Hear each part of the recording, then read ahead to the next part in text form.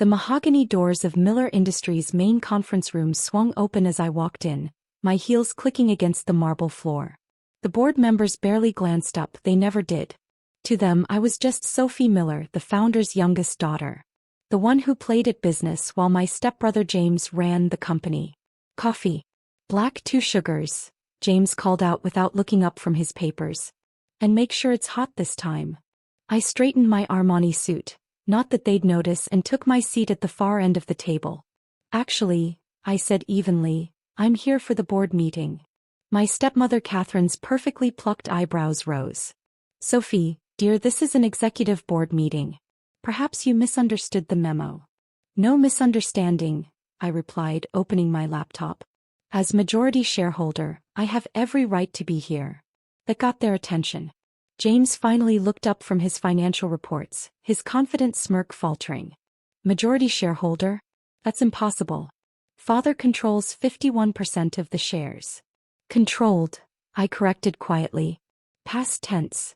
My father, William Miller, finally deigned to acknowledge me. Sophie, what game are you playing? I projected a document onto the conference room screen. A share transfer agreement, dated 6 months ago. No game, father. Just good business. While James was busy running the company into the ground, I was buying shares through my investment firm. As of last week, I own 63% of Miller Industries. The room erupted. This must be a joke. She can't possibly. William, did you know about this? My phone buzzed with frantic family messages.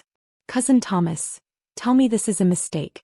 Aunt Rebecca, how did you even get the money? Uncle Philip, does your father know about this? I raised my voice slightly. To answer everyone's questions at once, this is not a mistake. I used profits from my other businesses. You know, the ones you all dismissed as hobby companies. And yes, father knows now. James shot to his feet, face reddening. This is ridiculous. You can't just walk in here and... I can. I cut him off. Section 8.3 of the company bylaws. Majority shareholders can call emergency board meetings and make immediate leadership changes. Would you like me to continue quoting the bylaws you never bothered to read? Catherine's hand trembled as she reached for her water glass. Sophie, if this is about us asking you to handle catering for board meetings, this is about the $300 million in losses James has hidden through creative accounting, I interrupted, projecting another set of documents. Shell companies, fake investments, stock manipulation. All of it. The color drained from James's face. How did you access the real numbers? Amazing what you can find when people think you're just the coffee girl, I said coolly. They leave computers unlocked. They speak freely. They forget I have a business degree from Harvard. My father's voice turned stern, the same voice that had dismissed my ideas for years. Sophie, you're making serious accusations against your brother. Stepbrother, I corrected. And they're not accusations, they're facts. Facts the SEC will be very interested in. I pressed a button on my phone. Security, please come to the main conference room. And bring the auditors. James lunged for his laptop, but I was faster. Remote access has already been disabled, I informed him. Along with all executive credentials. Amazing what you can do when you actually understand technology instead of relying on yes men. You can't do this, he sputtered. I'm the I corrected, pulling up another document. The board is about to vote on new leadership. Though given the SEC investigation about to begin, your next title might be defendant. The doors opened. Security stepped in, followed by stern-faced investigators and forensic accountants. Ms. Miller, the lead investigator nodded. We're ready to begin. James's face went from red to pale.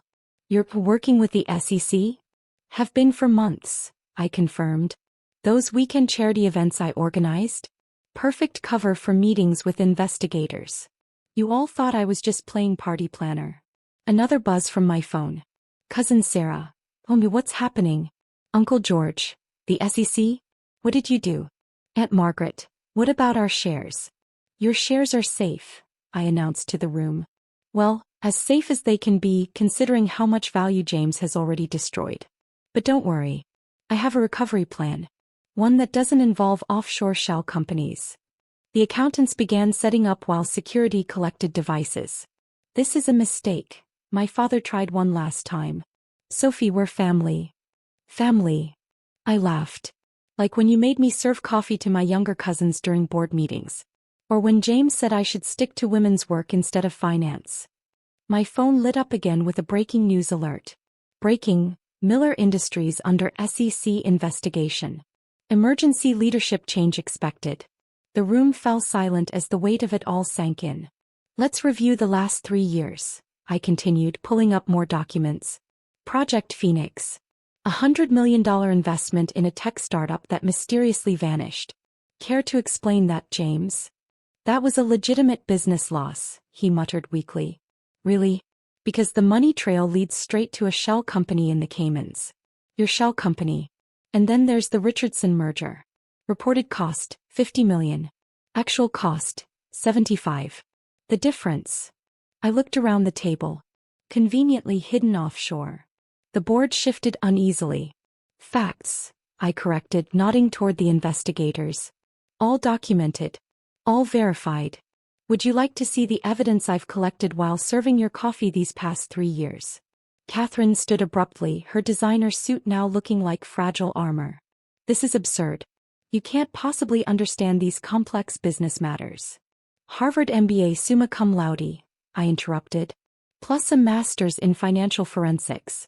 You'd know that if you'd ever bothered to read my resume, instead of asking me to plan Christmas parties. Another buzz lit my phone. Breaking. Miller Industries stock halted amid EC probe. Major leadership shakeup expected. Sources confirm massive accounting irregularities. I smiled. Gentlemen and ladies of the board, shall we proceed? James made a desperate grab for his briefcase, but security was faster. In that briefcase, I informed the investigators, you'll find documents about Project Chimera, another failed investment hidden through creative accounting. James keeps a copy of the real numbers in the false bottom. James sputtered. How did you know about the false bottom? I smiled. I've been watching you hide documents there every Tuesday after executive meetings. Amazing what you notice when people think you're just part of the furniture. The lead investigator opened the briefcase, finding exactly what I described.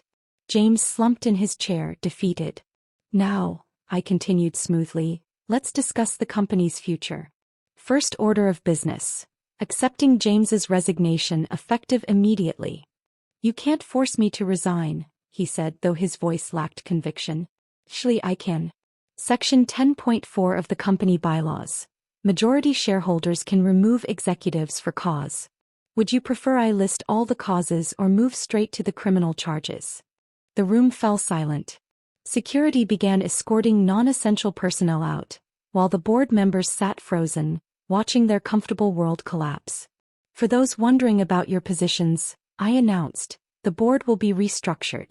Those who knowingly participated in James's schemes will be joining him in early retirement.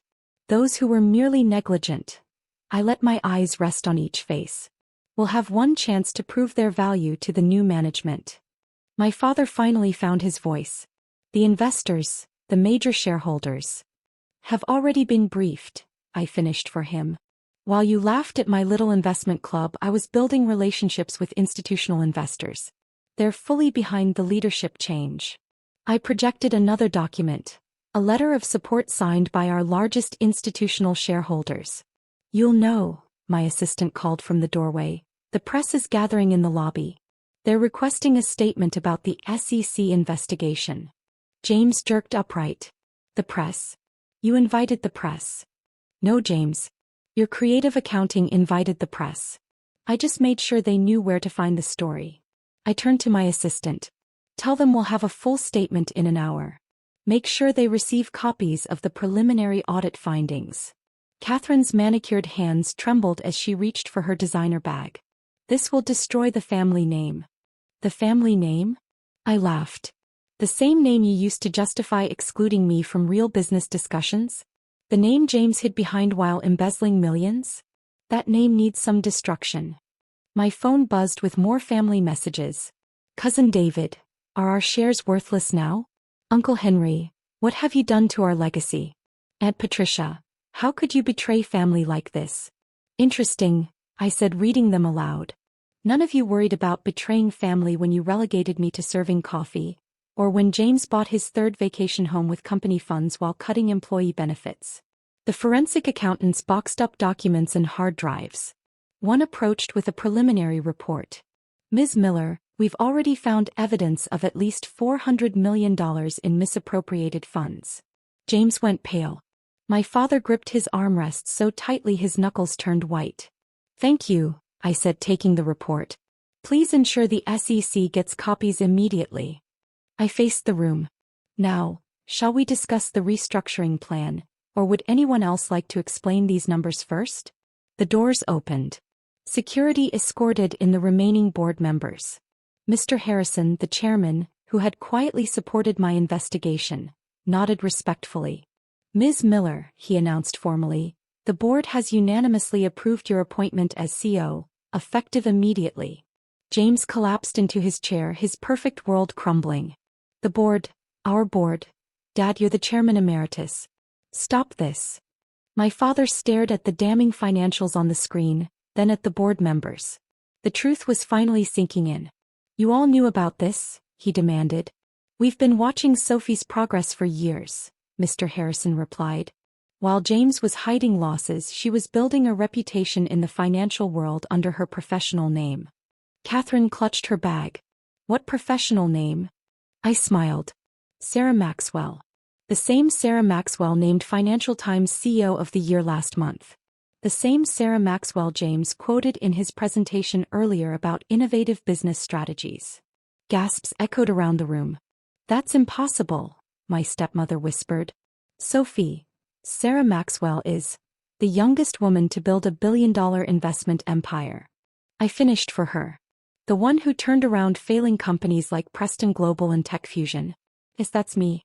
You'd know that if you'd ever bothered to check what I was actually doing, instead of assuming I was playing at business. Security approached James. Sir, we need you to step away from your computer.